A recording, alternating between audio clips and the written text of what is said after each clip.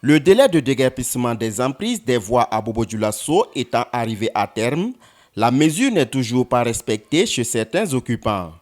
Le président de la délégation spéciale communale, en collaboration avec l'ensemble des PDS d'arrondissement, a effectué une sortie terrain le lundi 7 avril pour une dernière phase de sensibilisation sur l'axe principal, route nationale numéro 1.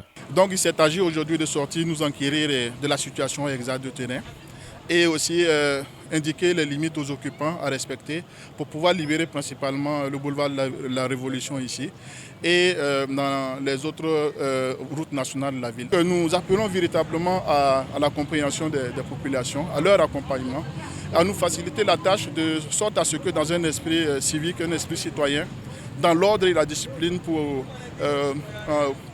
emprunter le thème des Journées nationales d'engagement patriotique, on voudrait pouvoir procéder à la libération de ces emprises sans qu'il n'y ait de difficultés. Cette opération concerne les portions urbaines des routes nationales numéro 1 Bobo-Ouaga, route nationale numéro 7 Bobo-Banfora, route nationale numéro 8 Bobo-Orodara, route nationale numéro 9 Bobo-Bama et route nationale numéro 10 Bobo-Dédougou. Pour les autres portions qui ne sont pas des routes nationales, il est demandé aux occupants de libérer les emprises des caniveaux.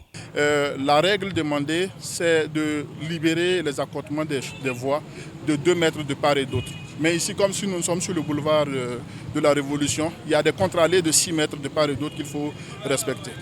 Et pour les portions où qui ne sont pas des routes nationales dans la ville de Bobo-Dioulasso, nous demandons seulement aux gens de libérer les emprises des caniveaux. Comme vous l'avez constaté, il y a des gens qui ont bâti sur les emprises des caniveaux.